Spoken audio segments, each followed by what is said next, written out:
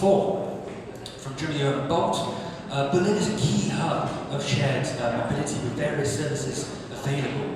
The city is home to numerous mobility companies, including innovative and leading startups such as Bolt. And I'm delighted to welcome Belmont Nijmeijer, Head of Licensing and Head of Public Policy Rentals at Bolt, who will give us a keynote presentation on how to support sustainable mobility choices. So please put your hands together.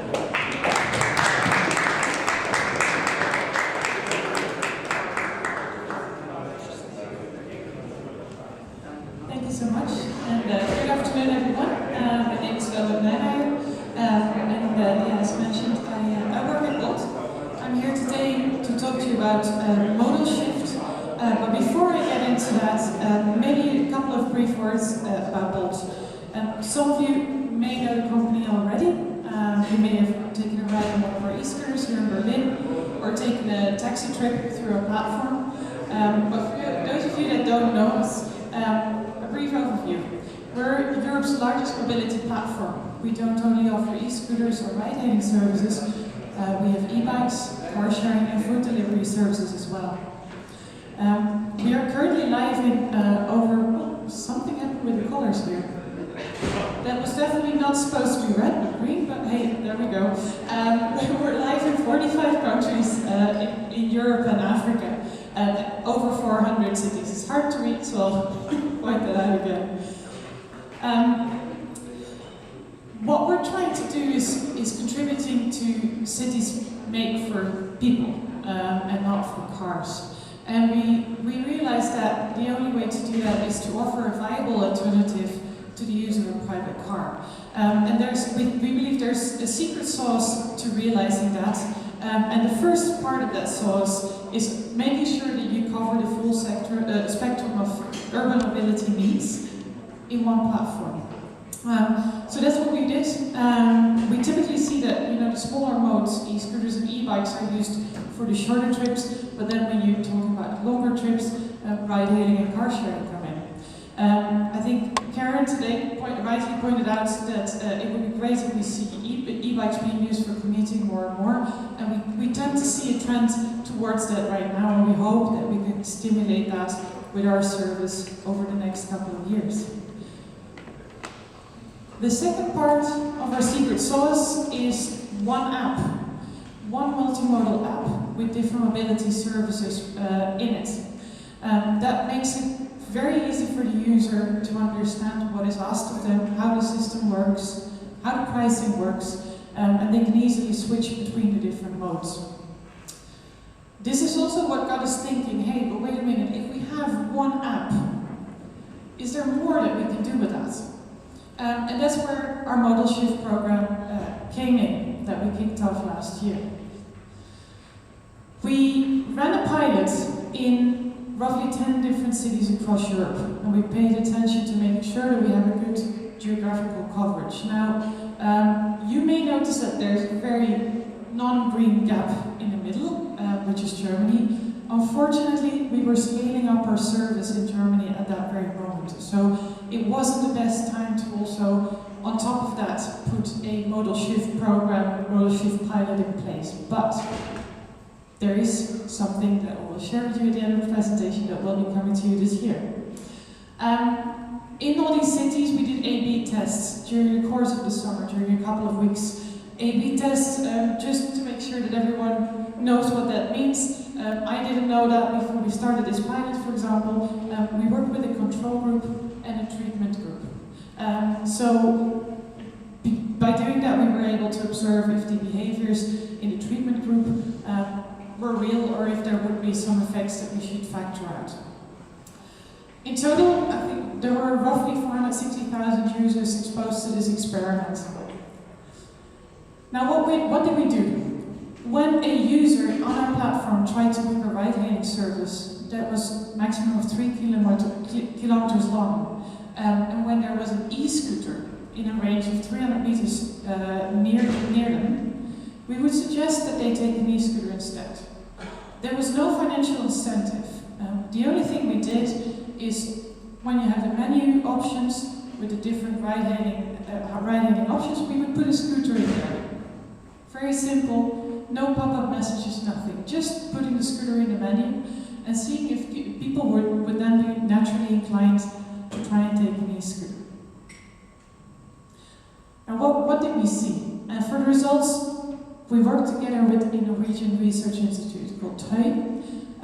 After the pilot has run, we've given them our data, and they've crunched that over the winter months and turned that into a report that you see right here, which is available on their website, with lots of interesting learning. So I can highly recommend you reading it. And yeah, you can always research me as well if you can't easily find it. Happy to supply with a copy. The findings. So we've seen generally that in all the experiments across all the cities, users were significantly more likely to switch from a ride-hailing trip to an e-scooter if they had seen the nudge, which is already, I think, a fantastic result. Overall, we saw that the share of users that were inclined to switch was between 40 and 60% in the cities. The city that really jumped out was Lisbon, that you see in the corner. Maybe the chair might be in front of it, but we saw that users there were 3 times more likely to take an e-scooter than they were before. And that is fantastic to see. We also saw a long-term behavioral change effect, because many of the users that had received a nudge and then took an e-scooter, took another e-scooter later at night, a day later, or maybe a week later. So it seems like people, once they're aware of that mobility option and they have figured out how easy it is to take short trips in cities with these modes, that they're actually more inclined to do so again and think about it for the next trip.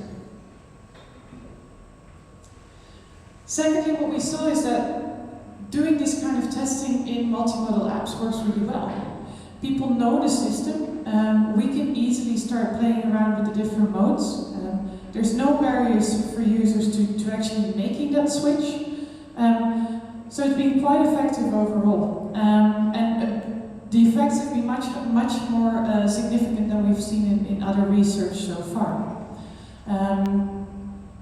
Finally, an important point, I think, especially for city officials to consider, because it has much wider implications than just this test, is that availability matters.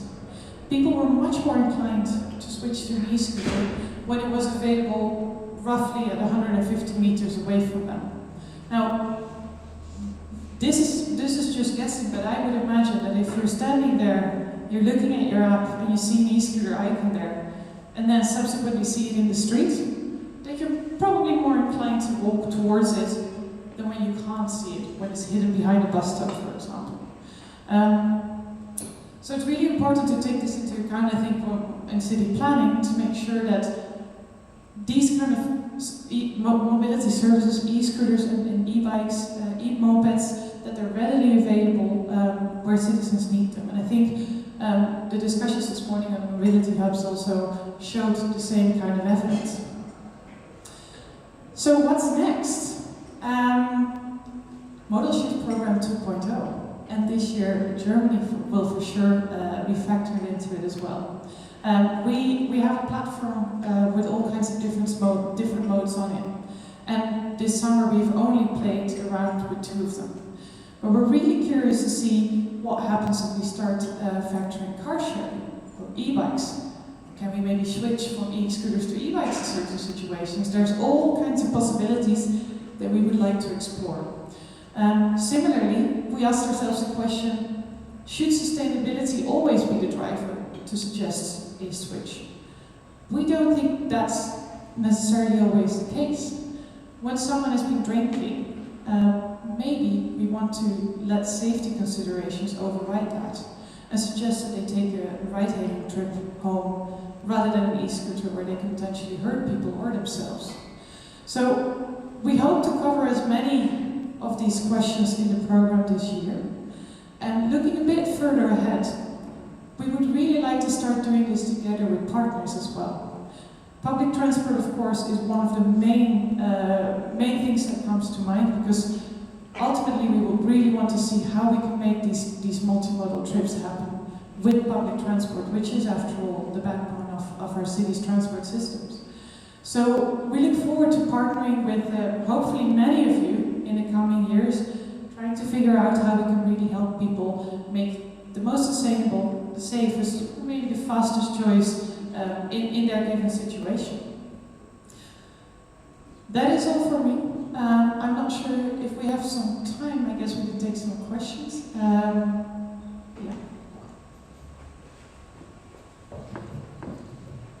Time for one. Yeah. Who's the lucky person?